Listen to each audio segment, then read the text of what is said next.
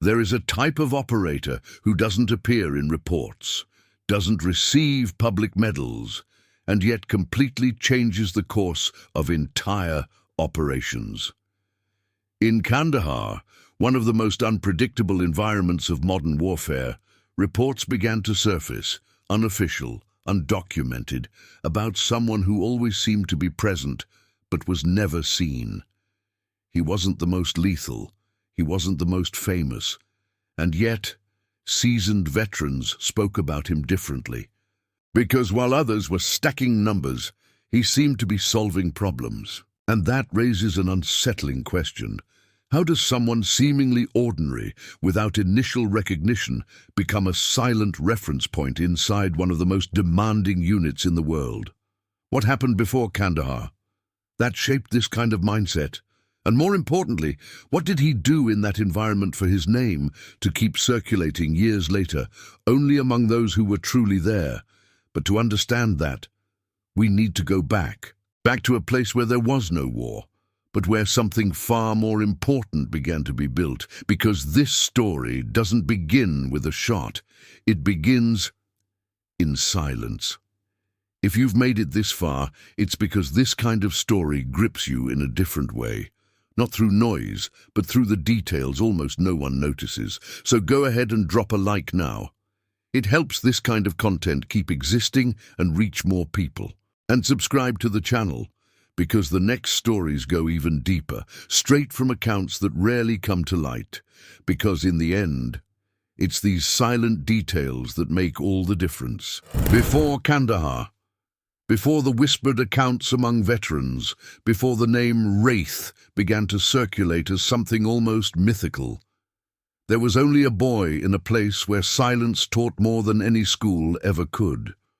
This is the kind of detail that almost never appears in military reports. There are no medals that document childhood, no official records explaining how someone learns to disappear before ever wearing a uniform. But in his case, everything begins there, in the Australian outback, far from any battlefield, yet strangely close to what would later define the way he operated. Growing up in that environment meant experiencing time differently. There was no rush, no constant stimulation. There was space, distance, and silence. A lot of silence. While other children ran, shouted, or searched for distraction, he was learning something else. He was learning to wait. Hunting with his father wasn't just an activity, it was a continuous learning process, one that didn't reward impulsiveness, but control. Every movement had to be calculated, every step measured, every sound avoided, and more importantly, every mistake had an immediate consequence. Move too fast and the animal disappears. Breathe the wrong way and the wind carries your scent. Lose focus for a second and everything is gone. This kind of environment doesn't just build skills, it shapes behavior. Without realizing it, he was developing what would later become his defining trait, the ability to observe before acting. And it wasn't a surface-level observation. It was deep, almost obsessive.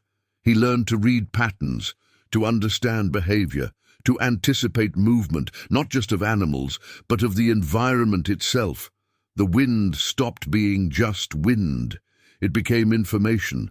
Silence stopped being emptiness. It became a warning. And time stopped being something to fill. It became something to respect. This kind of mindset creates an interesting contrast, because from the outside, nothing extraordinary seems to be happening. There's no speed, no brute force, no spectacle, but it's precisely that absence that begins to build something different. While many train to act faster, he was training to act better, and that shows in a detail that years later instructors would repeat. He never made the same mistake twice. At first glance it sounds simple, but it carries weight, because making mistakes is inevitable, but learning with precision, that's rare. And rarer still is someone who turns every failure into an immediate behavioral adjustment. That was the difference already forming, long before any formal training. When he finally joined the Australian SAS, nothing about him stood out at first. He wasn't the strongest, he wasn't the fastest, and he definitely wasn't the most aggressive. In an environment where many tried to stand out through physical performance or intensity, he seemed ordinary. And maybe that was the first misjudgment anyone made about him, because what wasn't visible in the initial tests started to emerge over time.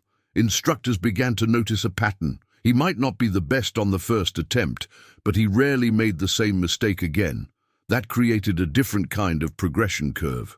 While some maintained high but static performance, he kept evolving. Every exercise was data collection, every failure an adjustment, every repetition a real improvement. And that led to something even more important. He thought before acting. In special operations, that may sound obvious, but in practice, it's rarer than it should be. Pressure, adrenaline, and limited time push many operators to react before fully analyzing the situation. But he did the opposite. He slowed down mentally, even when everything demanded speed. And that didn't make him slow, it made him precise. That difference starts to reshape how we understand what he was actually doing, because gradually it becomes clear he wasn't operating like someone who was hunting. He was operating like someone solving problems. That distinction may seem subtle, but it changes everything. A hunter looks for the target. A problem solver looks for the right moment. A hunter reacts to opportunity. A problem solver creates it. And that's exactly what began to define his behavior inside the SAS. No noise, no spotlight, just consistency.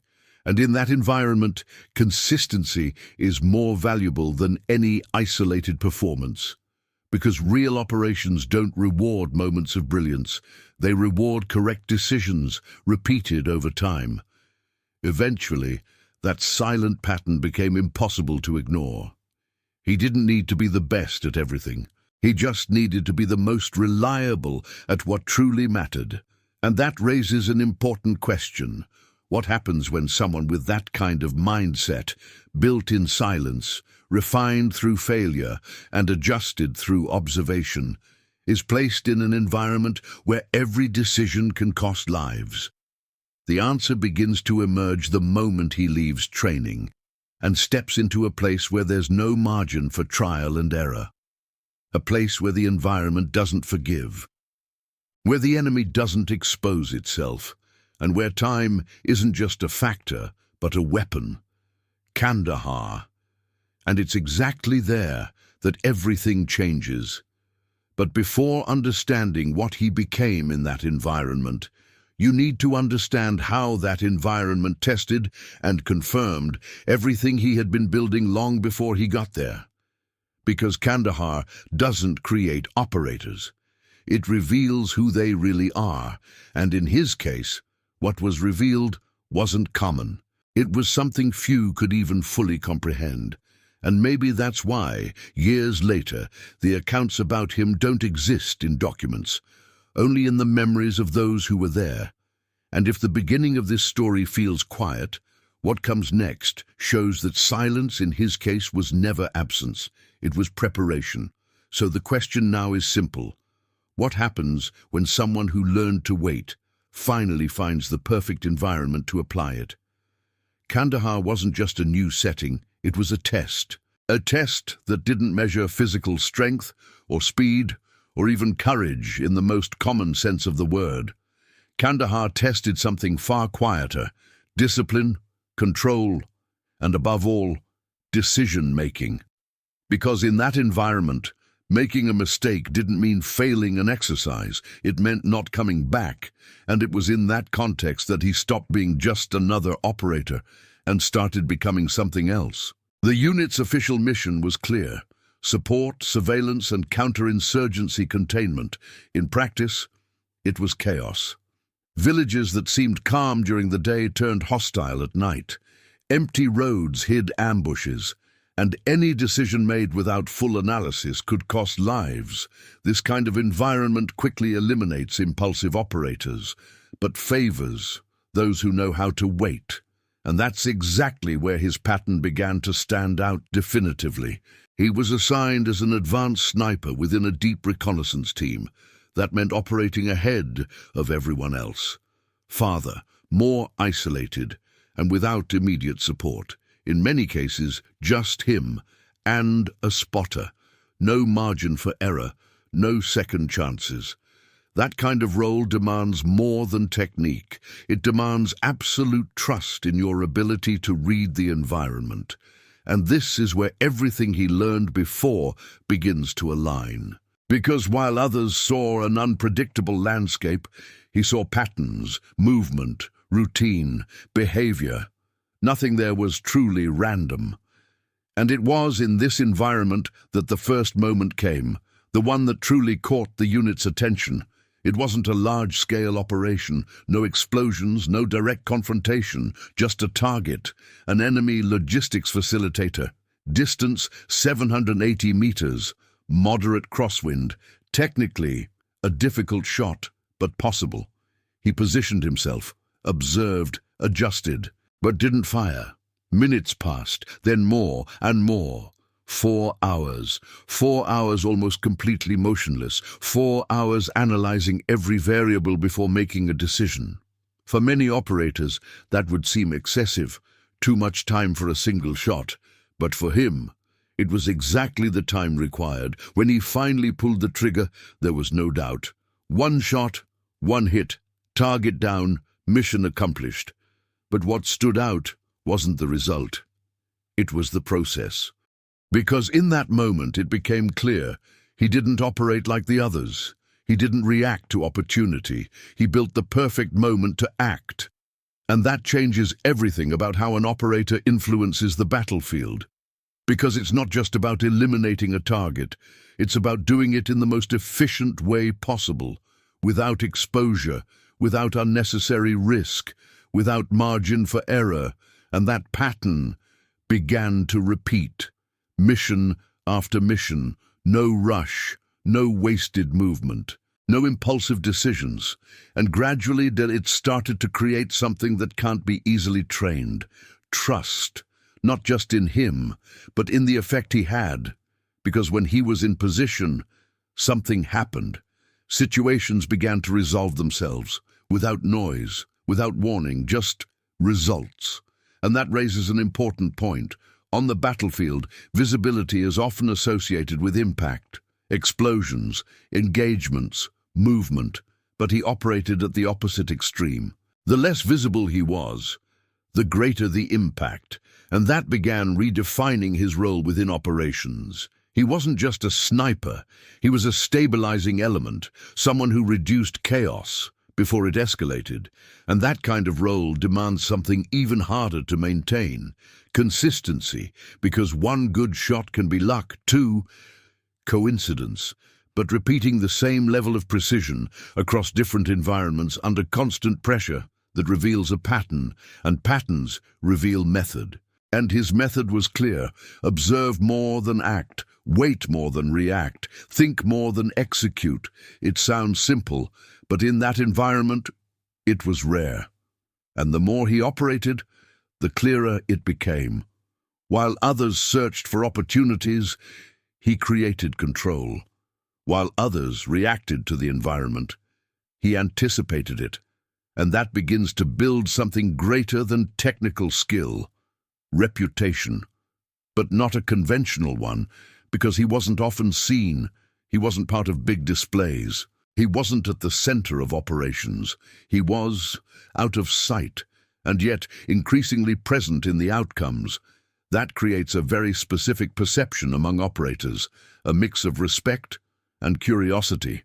Because when someone starts influencing the battlefield without being seen, one question inevitably emerges: how? And that question only grows stronger as the stories accumulate. Stories of precision, of extreme patience, of decisions that seem simple, but carry strategic weight. And even at this early stage in Kandahar, one thing was already clear. He wasn't just executing missions. He was operating on a different level of environmental awareness, a level where the shot was only the final step, not the main objective. Because for him, the real work happened before, in observation, in analysis, in choosing the right moment, and that changes how every action unfolds, because a poorly planned shot solves an immediate problem. But a well-planned one can reshape the entire situation, and that's exactly the kind of impact that starts to appear in the missions that follow.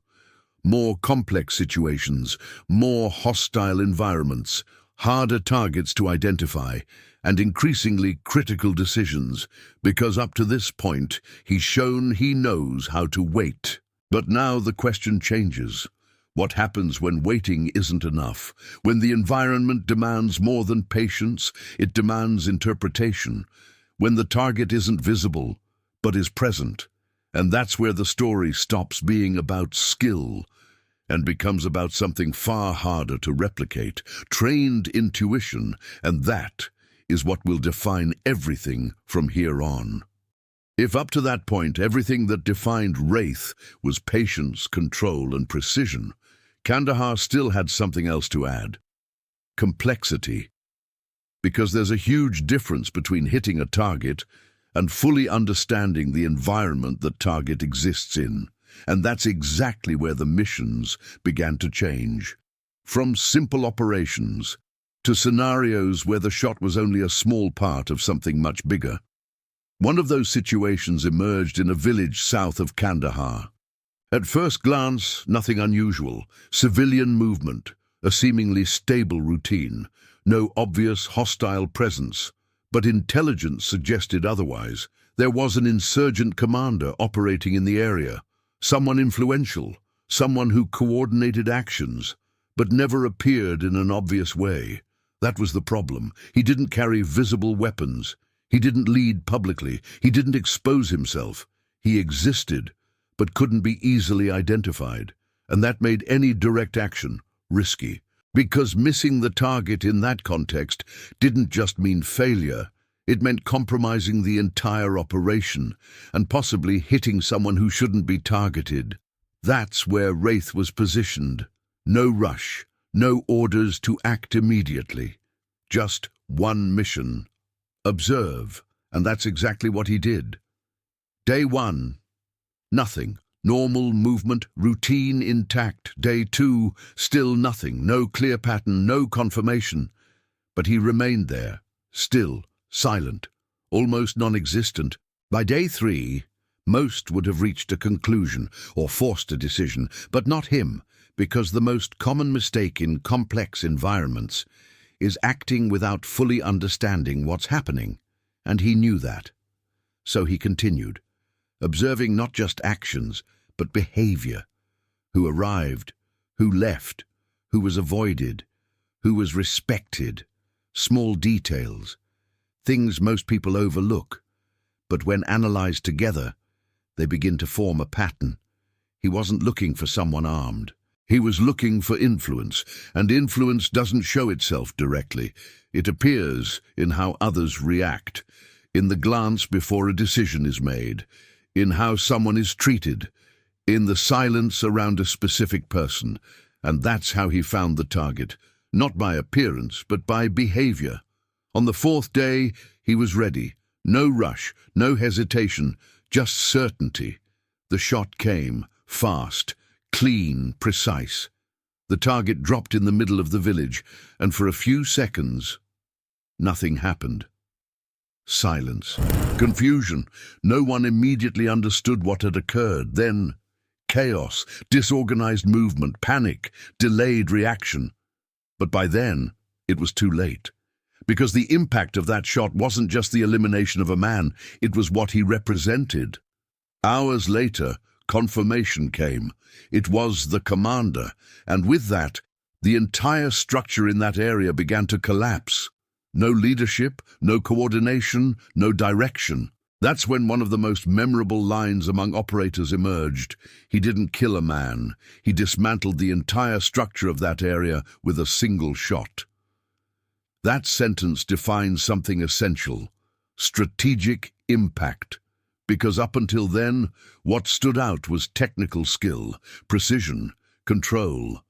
But now, something else becomes clear. Vision, the ability to understand the effect of an action before executing it. And that completely changes the role of a sniper. He stops being just an executor and becomes a force multiplier, one single shot, but with consequences far beyond the moment. And that kind of operation started to become a pattern, not necessarily the scenario, but the process. Observe, understand, wait, act, always in that order and always with the same objective: solve the problem in the most efficient way possible. Over time, that led to something inevitable: consistency, mission after mission, the result repeated, no exaggeration, no inflated numbers, everything recorded, everything verified. And that matters, because in military environments, stories often get distorted. But in his case, there was no room for that. The results spoke for themselves. And it wasn't just the hits that stood out, it was the conditions. Distances many considered impractical in real combat. 900 meters, 100 meters, sometimes more. But distance alone isn't the biggest challenge. Context is extreme heat, the kind that distorts the air and disrupts vision, sandstorms, reducing visibility, altering trajectories, moving targets, urban environments full of variables, and above all, constant pressure. Because every decision had to be right, there was no room for trial, and even so, he maintained the pattern, which raises an important question: how much of this is skill and how much is mindset? Because executing a precise shot under ideal conditions is one thing. Doing it repeatedly under adverse conditions is something entirely different. And that's where the real difference begins to emerge. He didn't depend on perfect conditions. He adapted to the conditions that existed, and that's what defines high-level operators: the ability to function regardless of the environment. While many need to adjust the environment to operate, he adjusted himself. And that creates an advantage that's hard to counter. Because no matter the scenario, no matter the difficulty, he finds a way to make it workable. And that leads to something even more powerful than reputation: predictability. Not in the sense of being predictable to the enemy, but in the sense that, for those operating alongside him, the outcome was already expected. If he was in position, if he had time, if he had information, then the problem would be solved. No noise, no complication, just solved. And that changes the dynamics of an entire operation, because when an element like that exists, the rest of the team begins to operate differently, with more confidence, more clarity, less pressure, because they know someone is controlling a critical part of the scenario, even without being seen, even without constant communication, even without direct recognition. But that consistency brings another effect: expectation. And expectation, in a place like Kandahar, can be just as dangerous as uncertainty, because the more is expected from someone, the smaller the margin for error becomes. And that raises a new question: what happens when even someone like him is placed in a situation where time disappears and pressure reaches its peak? A situation where there are no days to observe, no room to wait for the perfect moment, where the decision has to be made now. And that's exactly the kind of scenario that began to appear in later operations. Situations where it wasn't enough to understand the environment. You had to act, even without all variables under control. And that's where his story stops being just about precision and becomes about direct impact in critical situations, because up to now, he showed he could control time. But what happens when time is no longer an option? Up to that point, the pattern was clear. Time on his side. Extended observation, calculated decisions. But Kandahar doesn't always offer that luxury. There are moments when the situation changes too fast, moments when waiting isn't an option. And it was exactly in one of those situations that his name stopped being just respected and started being remembered. An urban operation, improvised, unstable, highly volatile. An Allied platoon had been pinned down. Elevated positions around them were occupied by insurgents. Any attempt to move resulted in immediate fire, evacuation, impossible, advance, suicide, retreat, not viable. They were trapped. And in scenarios like that, time doesn't work in your favor. Every minute increases pressure, every second reduces options.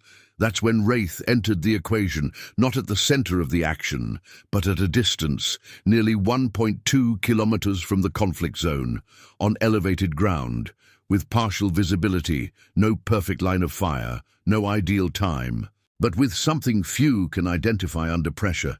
A window, small, unstable, but enough. While the situation deteriorated in the urban area, he analyzed. Movement in windows, shadows in structures, firing patterns. Nothing was clear, but everything meant something, and that's when he began to act. The first shot wasn't impulsive, it was calculated, a target in an elevated position, a critical control point, shot, impact, momentary silence. But there was no time to evaluate. Another target appeared, another threat, another shot, then another and another. For about 18 minutes, he did something that doesn't fit easily into technical description. 11 shots, 11 targets neutralized, 11 pressure points removed. But the number alone doesn't explain what happened. What matters is the effect. Because each shot wasn't just an elimination, it was space being created, risk being reduced, opportunity being opened, and gradually, the situation began to change.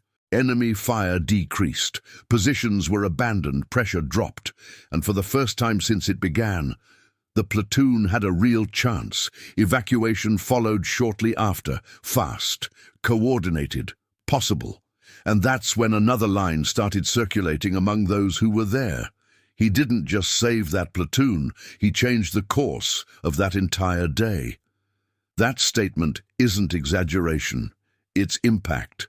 Because in real operations, saving a group doesn't just preserve lives in the moment. It keeps the mission alive, prevents collapse, maintains continuity, and all of that can depend on decisions made in minutes. Or in this case, 18 minutes. This kind of situation reveals something essential, the difference between precision in controlled environments and precision under extreme pressure. Because here, there was no time for prolonged analysis, no days to observe. Every decision had to be made with incomplete information. And still, it had to be right. And that raises another point. Until then, he was defined by patience. Now, he had to prove something else. Adaptability. Because the true level of an operator isn't measured when everything is under control, but when nothing is. And in that moment, nothing was. And still, the result was the same. Problem solved. But operations like that have a side effect. They change how others see you. Until then, stories about him circulated in a limited way, within the unit, among close operators. But situations like that don't stay contained. They spread across units, across countries, across forces. And that's exactly what began to happen. Stories started circulating, some seen as exaggeration, others as internal propaganda.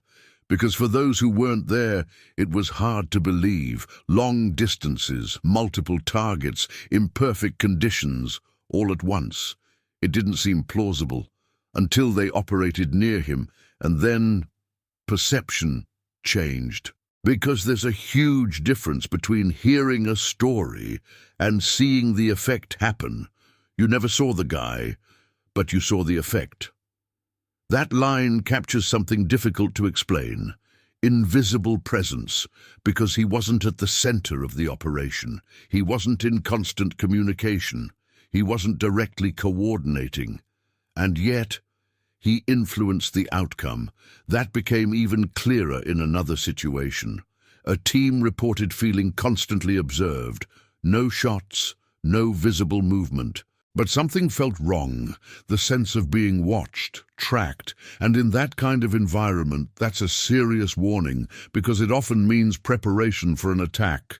The team tried to locate the source. No success, no clear position, no identified point. Tension increased. Then shots began, distant, dry, precise. Not close enough to reveal position, but clear enough to indicate action. One shot, then another, and gradually something changed. The sense of surveillance disappeared, pressure dropped, the environment settled. Later it became clear what had happened. Enemy observers had been positioned, monitoring the team, preparing the scenario, but before they could act, they were removed, one by one. No direct communication, no apparent coordination, no warning. Wraith was already there, before anyone even realized it. That kind of situation reinforces something important. He didn't just react to events, he anticipated them, operating before the problem became visible. And that creates an advantage beyond technique, a temporal advantage. He was always one step ahead. And in places like Kandahar, that can be the difference between control and chaos. But operating at that level comes with a cost, and that cost doesn't appear in reports. It doesn't show up in statistics. It shows up in the silence. Hours without moving, days in position, minimal food, limited sleep, and above all, isolation. Because operating like that means spending long periods alone. No interaction, no constant communication, just you and the environment. And that takes a toll, not just physically, but mentally. Maintaining absolute focus for hours is already difficult.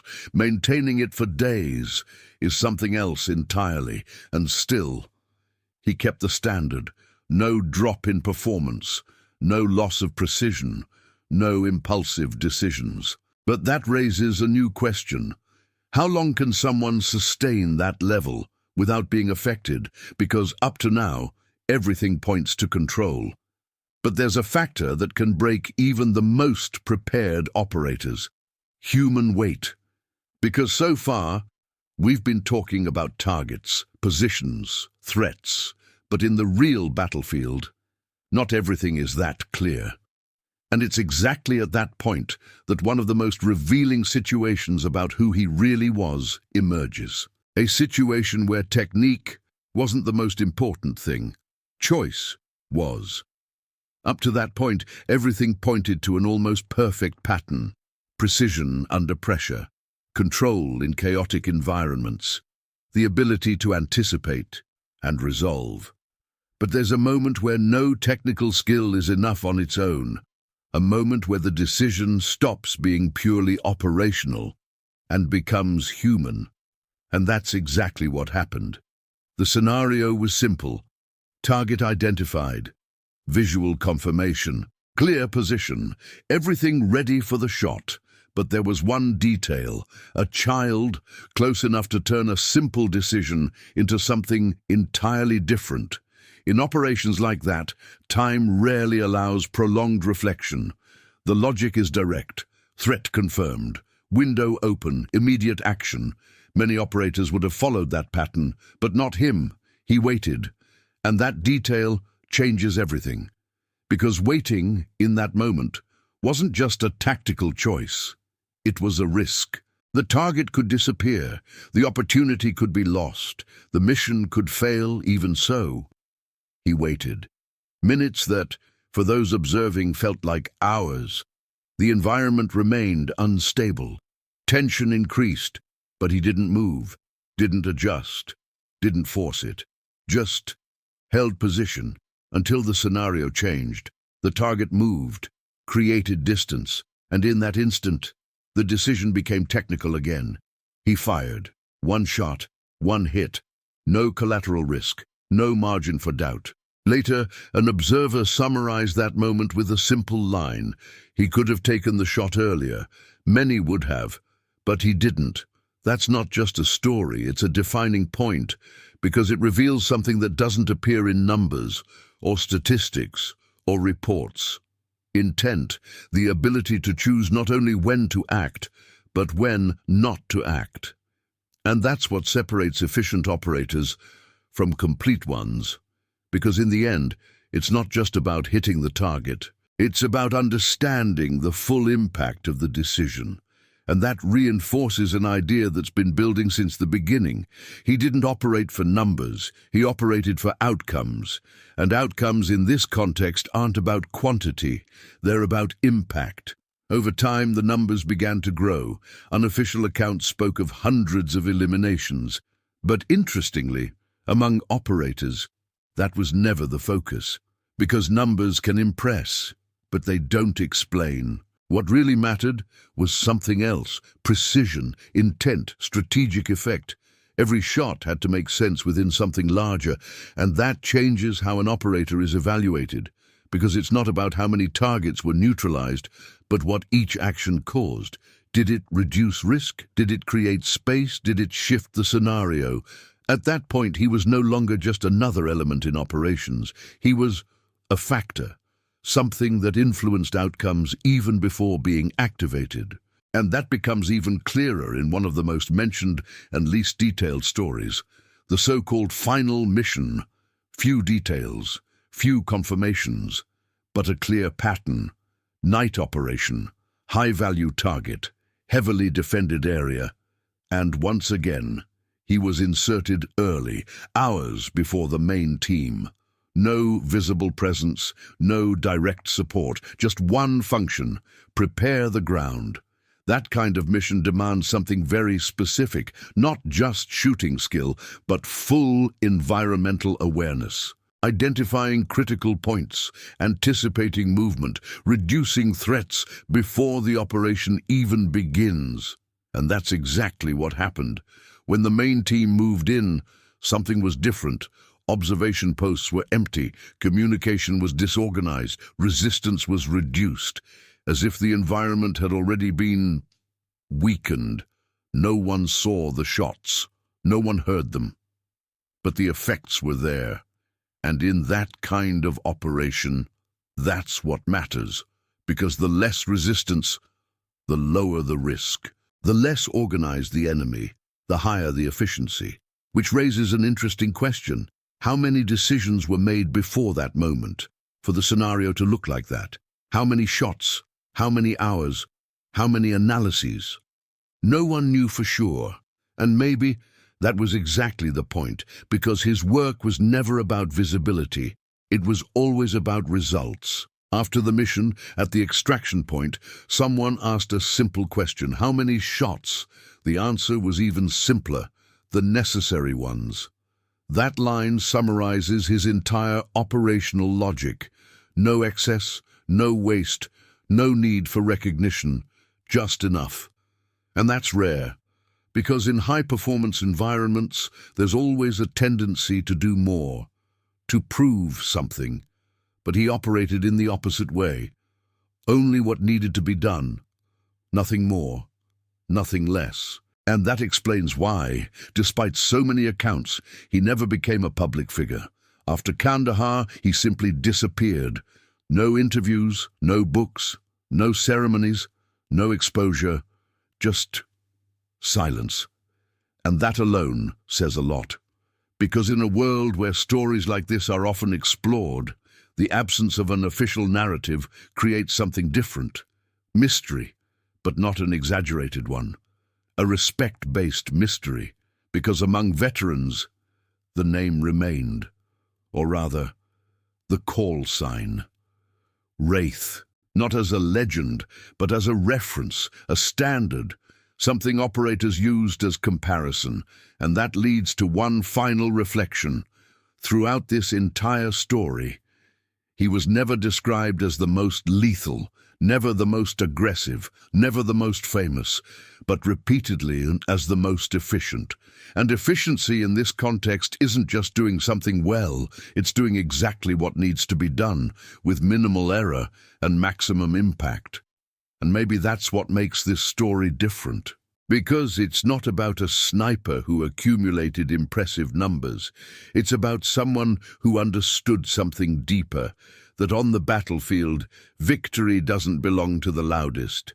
It belongs to the one who solves the problem in the cleanest, most precise, and most silent way possible. And in Kandahar, that made all the difference. But after all of this, one question remains inevitable.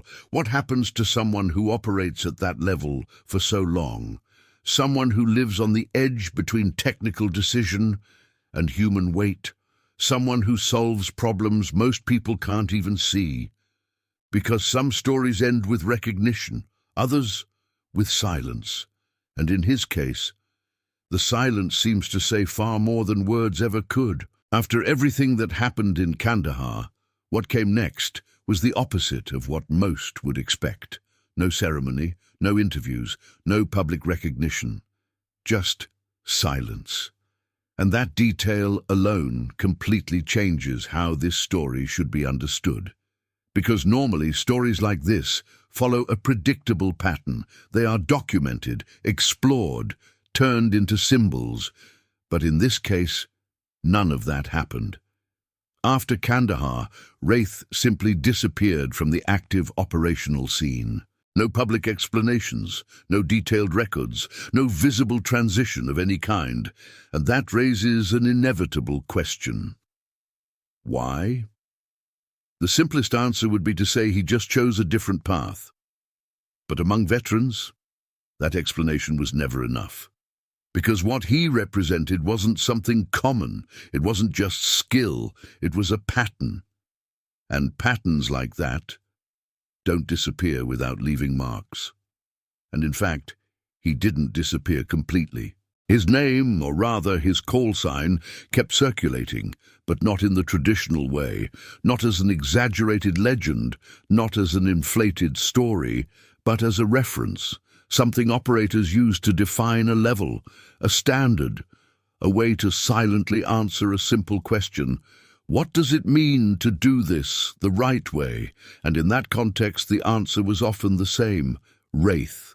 But it's important to understand what that really means, because throughout this entire story, he was never described as the most lethal, never the most aggressive, never the most famous. And that's not a coincidence. Because those traits, while attention-grabbing, don't define real efficiency. What defined him was something else: precision, intent, impact. Every action had to have purpose. Every decision had to make sense within something bigger. And that creates a fundamental difference. While many operate focused on execution, he operated focused on outcome. And that changes everything, because executing an action well doesn't guarantee it was the best choice, but understanding the effect of an action before even executing it. That's what defines a complete operator, and that logic begins to explain why his legacy isn't in numbers. It's in perception, in the way other operators began to see their own role. Because after Kandahar, the idea of solving the problem started to carry more weight than simply engaging the target. And that shift is subtle, but powerful. It moves the focus from the action to the effect, from the shot to the consequence, from execution to decision. And that raises an important reflection. How many mistakes in real operations happen not because of lack of skill, but because of decisions made at the wrong time? How many situations could be resolved with less risk if more time was spent observing? And more importantly, how many lives depend on that difference? Because in the end, that's what's at stake. It's not just operational efficiency, it's real impact. And maybe that's exactly why, among veterans, the respect for him isn't tied to what he did, but how he did it. No rush, no excess, no need to prove anything, just doing what needed to be done. And that creates an interesting contrast, because in an environment where everything is intense, fast, and often chaotic, he represented the opposite: control. And control, in that kind of scenario, is one of the hardest things to maintain, because it requires something that cannot be improvised: consistency. And consistency isn't built on the battlefield. It's built long before, in how someone thinks, in how they observe, in how they learn. And looking back, it's clear that all of that was already there from the beginning, from childhood, from the first lessons about waiting, about observing, about understanding before acting. Kandahar didn't create that. It revealed it, and that may be the greatest lesson in this entire story. Because in the end, this isn't just about a sniper, it's about a principle. The idea that in complex environments, the best action isn't always the fastest or the most aggressive, but the most precise. And that precision isn't just in the shot, it's in the decision. And that difference changes everything. But there's one last point that needs to be considered: the cost. Because operating at that level isn't neutral. It's not just technical, it's human. Every decision carries weight. Every choice leaves a mark. And even if that doesn't appear externally, it's there. In the silence, in the absence, in the decision not to be seen.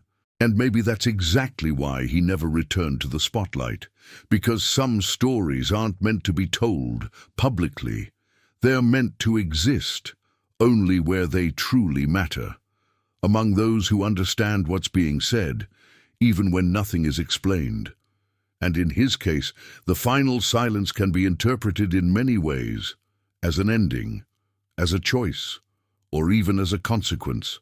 But regardless of that, one thing remains clear: impact. Because even without detailed official records, even without public recognition, even without an active presence, what he did in Kandahar continued to influence how others operate. And that's something very few ever achieve. Because recognition can fade, stories can be forgotten, but patterns remain. And in this case, the pattern is simple: don't do more than necessary. Don't act before the moment. Don't confuse action with outcome. And above all, understand that on the battlefield, efficiency isn't about quantity, it's about precision. And maybe that's why years later, when someone wants to understand what it truly means to be a sniper, the answer doesn't come in numbers or titles. It comes as an idea, a reference, a name that barely appears, but is still remembered. Not as the most lethal, not as the most famous, but as the one who did exactly what needed to be done. Nothing more, nothing less. And in Kandahar, that was enough to make all the difference. If this story kept you hooked until now, then you already know. It's the details that make all the difference, and you won't want to miss what's coming next. So go ahead and leave a like now, because that helps this kind of content keep reaching you, and subscribe to the channel, because the next stories go even deeper, straight from accounts that almost never reach the public. And tell me in the comments, do you think efficiency matters more than numbers in operations like this? Because the next story might completely change your answer.